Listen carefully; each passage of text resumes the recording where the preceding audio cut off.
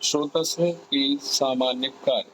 तो यहाँ देखें कि कहा जाता है कि श्रवणा श्रवणात् श्रोतांसी, अर्थात कहा जाता है कि इसके अनुसार स्रोतसों का जो कार्य है वो क्या है? श्रवण। क्या है? श्रवण। यानी कि जिसमें कोई चीज गति करके एक स्थान से दूसरे स्थान पर जा रही है, तो ये क्या है? स्रोतस का कार्य होता है। फिर उसी प्रकार से कहा जाता है कि सर्वे घी भावा पुरुषे न अन्येण स्रोतांश अभी निभ्रंते, अर्थात कहा गया है कि शरीर के सभी भावों की जो उत्पत्ति है वो स्रोतसों के द्वारा हुई है। Is very very important. जितने भी भाव हैं आपके शरीर में प्रेजेंट, वो सभी के सभी स्रोत से ही बने हुए हैं। क्योंकि अगर वो जाके पोषण नहीं देता तो आपको लगता है कि आने वाले समय में ये ऑर्गन अच्छे से डेवलप होगा? नहीं, ऐसा हो ही नहीं सकता।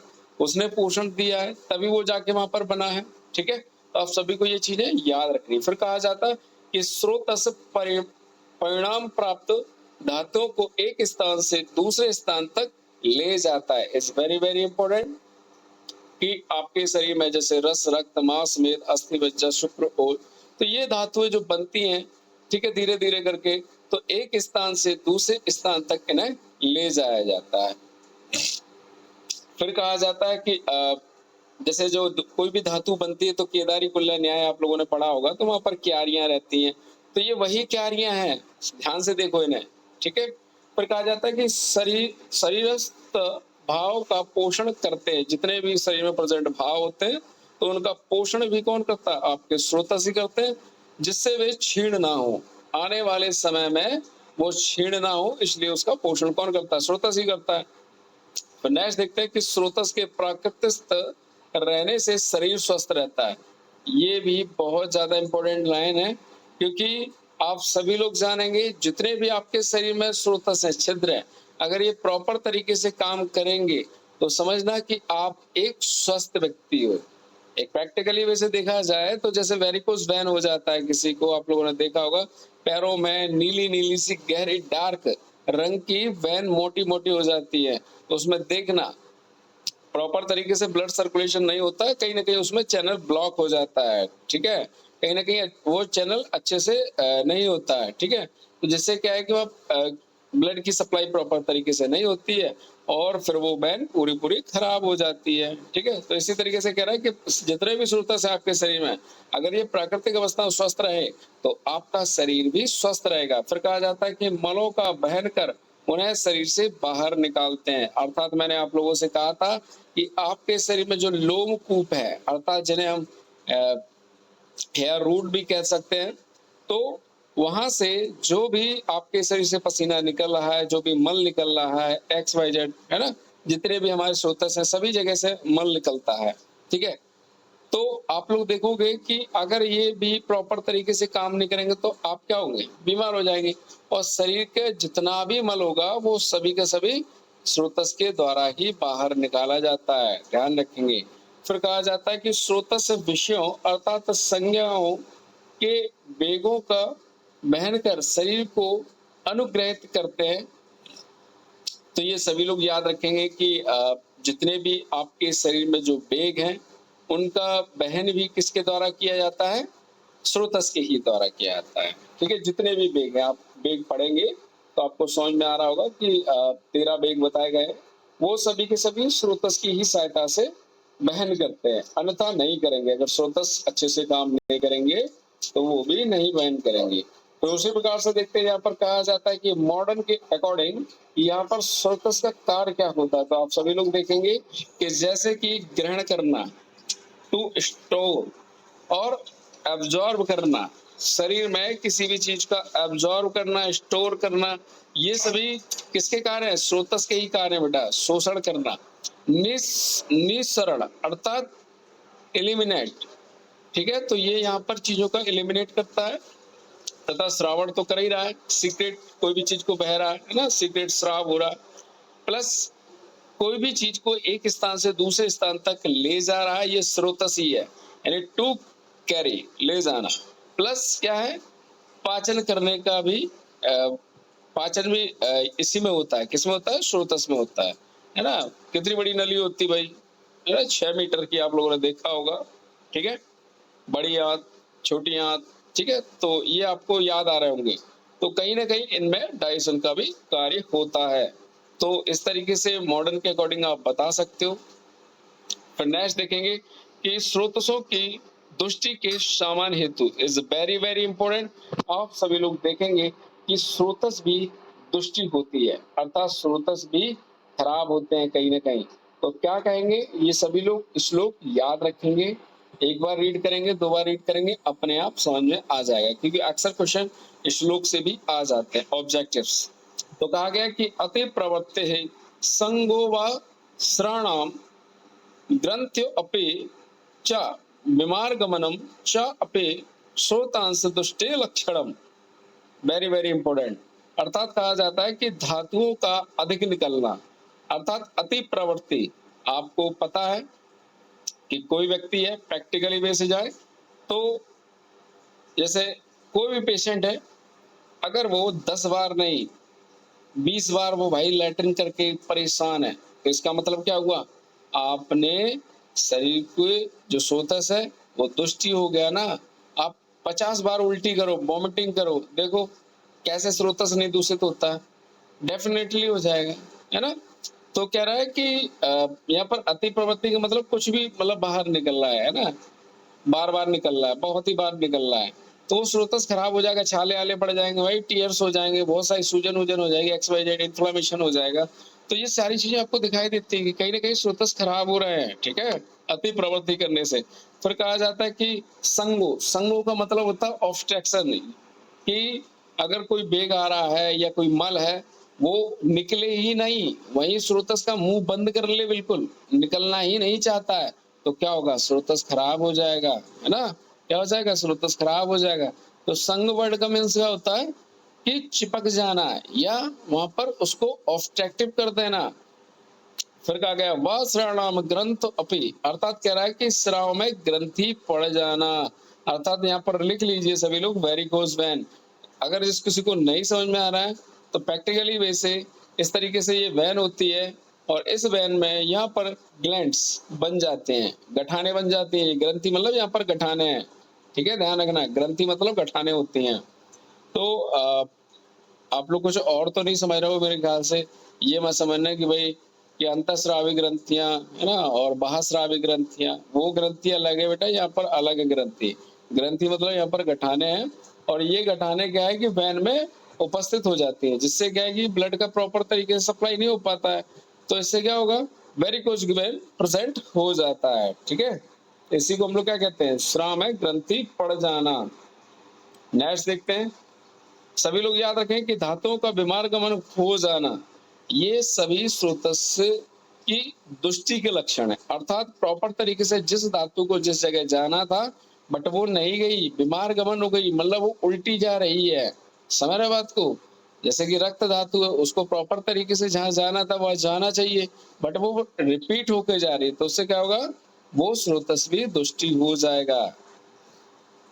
नेक्स्ट देखेंगे, अलग से ही पॉइंट आता है, अक्सर ये ऑब्जेक्टिव में भी पूछ लिए जाते हैं, और 5-10 नंबर में मैंने तौर पे पूछ लिया जाता है कि शरीर में जो प्रेजेंट स्रोतस हैं उनके महत्व के बारे में बताइए, इनका हमारे शरीर में क्या महत्व है। तो आपको बताना है कि ये हम जो महत्व है वो 3 प्रकार से बता सकते हैं। बोले जैसे, एक तो प्राकृतिक शरीर में यानी कि फिजियोलॉजी, दूसरा विकृत शरीर में अर्थात पैथोलॉजी, तीसरा चिकित्सा, चिकित्सा के आधार पर हम इसका महत्व बता सकते हैं, तीसरा औषध कार्य के आधार पर हम इसका महत्व बता सकते हैं। तो ये चारों के चारों पॉइंट बहुत ज्यादा इंपॉर्टेंट है आपकी प्रैक्टिकली लाइफ के लिए भी, क्योंकि मैंने जितना भी ट्रीटमेंट किया है तो भाई स्रोतस के आधार पर ही किया है, ठीक है। पहले मैं स्रोतस पकड़ता हूँ, अगर कोई बीमारी है तो वहां पर हमें पहले स्रोतस पकड़ना है। दोस्त तो सबको समझ में आ ही जाता है कि बात बड़ा है, पित्त बड़ा है, क्या बड़ा है, ठीक है, लेकिन स्रोतस नहीं समझ में आते हैं। तो आपको इसलिए थोड़ा सा डीप में पढ़ना है, अच्छे से पढ़ना है। जिस बंदे ने स्रोतस पकड़ लिए वो भाई उस बीमारी की पैथोलॉजी को समझ के उसको ठीक कर सकता है अच्छे से। तो इसलिए कहता हूँ स्रोतस पे अच्छे से ध्यान देना, ठीक। फिर यहाँ पर देखेंगे कि जो प्राकृतिक शरीर में प्राकृतिक शरीर में जो स्रोतस है यानी फिजियोलॉजिकली कैसे हम बताएंगे, कहा जाता है कि स्रोतस शरीर की वाहिनी यानी कि चैनल्स हैं। प्रत्येक धातु की प्राकृतिक क्षय और वृद्धि यानी कि मेटाबॉलिज्म याद रखेंगे। कोई भी धातु आपके शरीर में बढ़ रही है, घट रही है ना, तो ये किसके आधार पर है? ये आपके इन्हीं स्रोतसों के आधार पर होता है। तो इनका कितना बड़ा कार्य है, कितना महत्व हो गया, ये इन्हीं स्रोतसों द्वारा संपन्न होती है ये।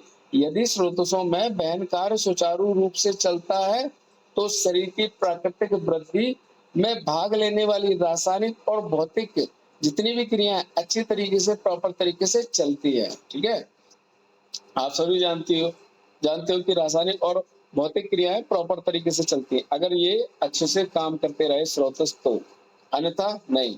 तो अतः शरीर की जो फिजियोलॉजी को समझने के लिए स्रोतस का अत्यधिक महत्व माना गया है।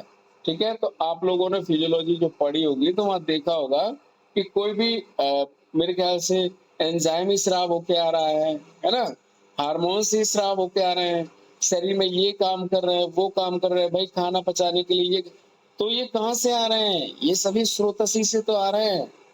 तो कितना बड़ा रोल है इनका, खुद सोचो जरा। धातुओं का निर्माण भी स्रोतस के द्वारा हो रहा है, इसका तो बहुत बड़ा रोल है। ठीक है, याद रखेंगे। नेक्स्ट है कि विकृत शरीर में, अब यहाँ हम लोग चलते हैं कि बीमार हो गया है पेशेंट, अब उसमें देखते हैं कैसे चलेंगे कि कोई भी विकृति स्रोतों की दृष्टि के बिना संभव नहीं है। अर्थात आपके शरीर में कोई भी बीमारी हो रही है तो ये कह रहा है कि उसमें स्रोतस ही जिम्मेदार है, बिना स्रोतस के कोई भी बीमारी नहीं होती है। तो ये लाइन इंपॉर्टेंट है। फिर कहा जाता है कि इन स्रोतों में दोष धातु मलों का बहन रुक जाने से या अत्यधिक बह जाने से या अल्प हो जाने से, ये तीनों कंडीशन याद रखेंगे। और चौथी है भाई, या तो बीमार गमन हो जाने से अथवा वाहिनियों में ग्रंथि पड़ जाने से। ये मैं सारी चीजें पढ़ा चुका हूँ। तो इनसे क्या होगा, ये विकृत हो जाएंगे, और जैसे ही ये विकृत हुए स्रोतस वैसे ही हमें नई नई बीमारियां पैदा हो जाएंगी। ठीक है, जैसे कि यहाँ पर बताया गया है कि हाइपरट्रॉफी आप सभी जानते हो। ठीक है, एट्रॉफी और डिजनरेशन। ठीक है, अर्थात आप सभी जानते हैं कि जैसे प्रॉपर तरीके से किसी भी उंगली या पैर की उंगली या किसी बॉडी के पार्ट को प्रॉपर तरीके से कोई भी सप्लाई नहीं होती है तो वो धीरे धीरे डिजनरेट होता जाता है। ठीक है, हाइपरट्रॉफी यानी कि कोई भी चीज बढ़ जाना है ना, हाइपरट्रॉफी हो जाता है। एट्रॉफी, ठीक है, घट जाना है ना। तो इस तरीके से आपको याद रखना है ना, कि हाइपरट्रॉफी हो गई, एट्रॉफी हो गई है। प्रॉपर तरीके से यहाँ पर ऑक्सीजन भी सही तरीके से नहीं पहुंच पाती है, ध्यान रखेंगे। चिकित्सा का मूल यहाँ पर क्या है, चिकित्सा में इसका महत्व सभी लोग याद रखेंगे कि प्रत्येक स्रोतस का मूल स्थान है, आपको सभी को पता है। जो जो मैंने स्रोतस पढ़ाए उन सभी के अपने अपने स्थान है, मूल स्थान है। तो हमें एक्शन कहाँ करना है, मूल स्थान पर काम करना है, ना कि स्रोतस पे काम करना है। कहते नहीं है कि बाप को समझाओ तो बेटा अपने आप समझ में आ जाता है, यहाँ आज के बाद चोरी नहीं करना, पापा को बड़ी मार पड़ी थी, है ना। तो इस तरीके से क्या रहता है कि यहाँ पर हमें कहाँ पर काम करना है, सीधे सीधे मूल पर काम करना है। ठीक है, तो अपने आप स्रोतस ठीक हो जाएगा। तो उसी प्रकार से यहाँ कहते हैं कि जिनके द्वारा उनका निर्णय या जिनके द्वारा उनका नियंत्रण होता है, स्रोतस में या स्रोतों में होने वाले रोग अंत में अपने मूल स्थान में ग्रस्त करने लगते हैं। अतः चिकित्सा करते समय मूल स्थानों पर ध्यान दिया जाता है। यहाँ पर ज्यादा नहीं लिखा हुआ, मैं आपको वैसे ही बता देता हूँ। जैसे आपको अगर सपोज दैट आप लोगों ने देखा होगा कि किसी को जैसे डायबिटीज ठीक है, तो डायबिटीज में देखना अधिकतर से लोगों की किडनी खराब हो जाती है ना, एक कॉमन कॉमन चीजें हैं। अब आपको मैं बताऊंगा, जब डायबिटीज होता है तो वहां पर मेनली तौर पर मेदा जो लोग होते हैं, है ना, मोटे मोटे जो मेद वाले होते हैं, है ना, तो मेद दृष्टि की वजह से क्या है कि किडनी पे भी इफेक्ट पड़ता है और उसकी डायबिटीज पे भी इफेक्ट पड़ता है, दोनों पे इफेक्ट पड़ता है। ठीक है, तो कहीं ना कहीं डायबिटीज में आप देखोगे तो स्रोतस वाइज ही यहाँ पर क्या है, एक दूसरे से जुड़े हुए हैं, क्योंकि वहां पर भी यूरिनरी ब्लैडर दूषित होता है। ठीक है, देखोगे डायबिटीज इंसिपिडस में बार बार बेचारा बाथरूम जा रहा है, बार बार जा रहा है, तो क्या होगा, उसका स्रोतस खराब हो गया ना। ठीक है, तो यहाँ पर ये चीजें हैं। ठीक है, पर नेक्स्ट देखेंगे यहाँ पर और भी इसी तरीके से आप लोग समझ लेंगे कि कोई भी आप स्रोतस उठाइए, उसका मूल उठाइए। जैसे किसी के शरीर में ब्लड से रिलेटेड कोई भी समस्या है, तो आपको कहाँ पर काम करना है, यकृत और पीलिया पे काम करना है। जैसे आपको कामला पीलिया जो भी हो गया हो, आप देखोगे कि यहाँ पर लिवर से रिलेटेड लिवर 52, ये 52, वो 52 चला देते हैं, है ना, एमिरोन एमरोन जो भी सिरप है वो चला देते हैं, जिससे उसका प्रॉपर तरीके से खून वून बनने लगता है और उसको ये कामला पीलिया ये सब चले जाते हैं उसके। ठीक है, तो ये याद रखें। तो मूल पर आपको कार्य करना है कुल मिला के। फिर यहाँ पर आधुनिक यहाँ पर औषध कार्य के लिए देखेंगे कि शरीर को भिन्न भिन्न सिस्टम में बांट कर औषधियों का प्रभाव लिखा हुआ है। इसी प्रकार आयुर्वेद में भी शरीर को स्रोतों स्रोतों में बांट कर औषधियों का प्रभाव और कार्य लिखा हुआ है, तथा बताया जाता है कि जितने भी मतलब आपको औषध जो दी जाती है, जैसे मैंने आपको बताया था कि कुछ पेशेंट ऐसे होते हैं, है ना, जो आईसीयू में भर्ती हैं, तो प्रॉपर तरीके से मुंह से नहीं ले सकते औषधि, तो उन्हें फिर एनल के थ्रू दिया जाता है। ठीक है, तो आप लोग वस्तीकरण में देखोगे, है ना, तो वहां पर बहुत तरीके हैं देने के लिए औषधियां, तो ये सभी स्रोतस के द्वारा ही तो दिए जा रहे हैं। अब जैसे सपोज दैट कि मुझे किसी को मेडिसिन देना है ना, तो मैं उसे स्किन के द्वारा भी दे सकता हूँ। बहुत सारे ऐसे लेप हैं, बहुत सारे ऐसे ऑइंटमेंट हैं, जिन्हें मैं स्किन के द्वारा स्रोतों के माध्यम से मैं आपके शरीर में मेडिसिन पहुंचा सकता हूँ। तो ये बहुत अच्छा रोल है इनका, ध्यान रखेंगे। नेक्स्ट हम लोग देखेंगे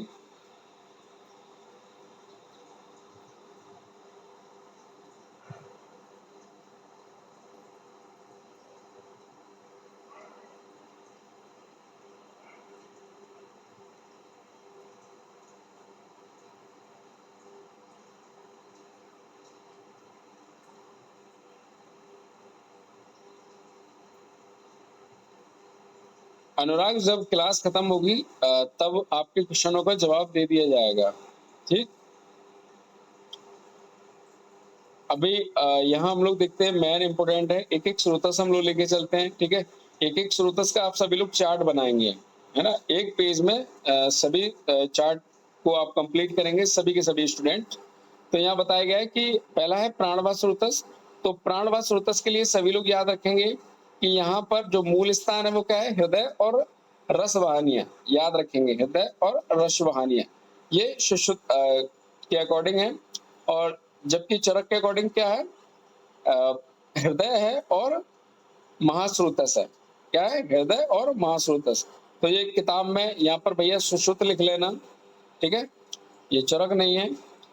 फिर यहाँ पर देखेंगे कि स्रोतो दृष्टि के सामान्य हेतु इज वेरी वेरी इंपॉर्टेंट। तो स्रोतो दृष्टि के सामान्य हेतु आप लोगों को मैं पहले ही पढ़ा चुका हूँ, है ना। और यहाँ पर भी देखेंगे कि देखो और क्या क्या हो सकते हैं, जैसे कि यहाँ पर प्राणवायु स्रोतस दृष्टि के विशेष हेतु देखेंगे। पहले तो कि धातुओं के क्षय होने से, जैसे आपके शरीर में कोई भी धातु क्षय हो रही है, तो समझ में आना चाहिए कि ये रक्त धातु क्षय हो रही है, तो रक्त वाला जो स्रोतस है वो कहीं ना कहीं दूषित हो रहा है, कहीं ना कहीं दूषित हो रहा है। मलमूत्र आदि के वेगों को रोकने से भी स्रोतस दूषित हो जाता है। कौन सा, प्राणवायु स्रोतस। फिर बताया गया कि रुक्ष वस्तुओं के सेवन करने से भी बेटा प्राणवायु स्रोतस दूषित हो जाते हैं। भूख लगने पर व्यायाम करने से भी प्राणवायु स्रोतस दूषित हो जाता है। ध्यान रखेंगे, अगर आपको भूख लग रही हो और आप जाके एक्सरसाइज करने लगो, तो इससे क्या होगा, आपकी सांसें फूल जाएंगी। ठीक है, तो आप के जो प्राणवायु स्रोतस है वो खराब हो जाएंगे। फिर कहा गया है और भी अन्य कठिन कार्य जो अपनी शक्ति से बाहर के हों, यानी कि आपको खाना खाने को बिल्कुल भी ना दिया जाए, है ना, और आपसे कहा जाए कि ये मरा हुआ हाथी खींच के ले जाओ, है ना, तो आपके समझ में आ रहा होगा कि हालत कितनी खराब हो जाएगी। तो समझ आना कि आपके प्राणवायु स्रोतस यानी लंग्स डैमेज हो जाएंगे, ठीक है। पर कहा गया है कि उन्हें करने से प्राणवायु स्रोतस दूषित हो जाते। तो इतने सारे कार्य हैं, ठीक है। मलमूत्रों को रोक देना तथा धातुओं के क्षय से भी प्राणवायु स्रोतस दूषित हो जाता है। रुक्ष चीजें खाने से, भूख लगने पर व्यायाम कर लो, है ना। तो ये सभी क्या है कारण, प्राणवायु स्रोतस की दुष्टि के कारण है, वो भी विशेष कारण है, ठीक। अब यहाँ पर हम लोग चलते हैं, सॉरी यहाँ पर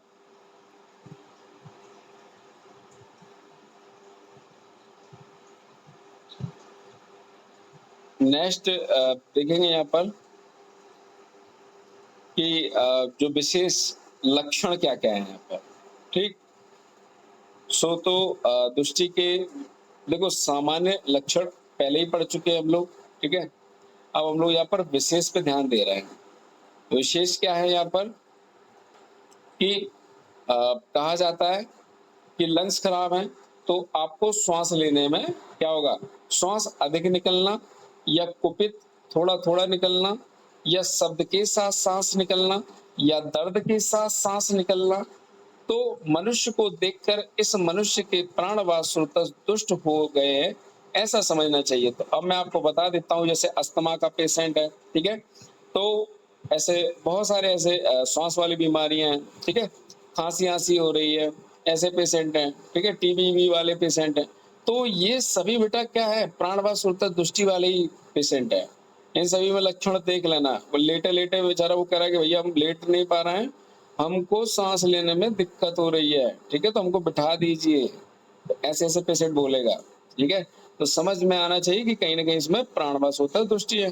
फिर कह रहा है कि प्राणवायु स्रोतस के विद्ध होने के लक्षण, अर्थात कह रहा है कि देखो आपके प्राणवायु स्रोतस में कहीं ना कहीं छेद हो गया है, पंचरिंग हो गई है। तो क्या लक्षण आएंगे, तो आप सभी लोगों ने देखा होगा लंग्स में अक्सर छेद हो ही जाते हैं, है ना। तो यहाँ पर कहता है कि आक्रोश यानी कि बात बात पे चिल्लाना, ठीक है। अंदर इन्फ्लामेशन हो जाता ना, इन्फेक्शन हो जाता लंग्स में, देखा होगा आपने। और विनमन यानी कि झुकना, ठीक है। मूर्छा बार बार होना, चक्कर आना और तथा कंपन होना तथा बाद में मृत्यु भी हो जाती है। तो प्राणवायु स्रोतस के विद्ध होने से भी मृत्यु हो जाती है, सभी को याद रखना। फिर याद रखें कि इसका कार्य क्या है, स्पेशली कि प्राणवायु स्रोतस का कार्य स्पेशली श्वास लेना होता है। उदकवायु स्रोतस में भी सभी लोग याद रखेंगे, ये क्या होता है, इसमें मैंने मूल बता रखे थे, तालु है और क्लोम है। तो क्लोम को कुछ आचार्य डायफ्राम मानते हैं और तालु आप लोग जानते ही हो, आपके मुख में जो तालु होता है ना ऊपर का भाग, है ना, तो वो है तालु। तो ये दो चीजें यहाँ पर उदकवायु स्रोतस के मूल कहे गए हैं। तो नेक्स्ट देखेंगे कि उदकवायु स्रोतस के दुष्टि के कारण देखेंगे और इसके सामान्य लक्षण देखेंगे। तो यहाँ पर हम लोग देखेंगे कि स्पेशली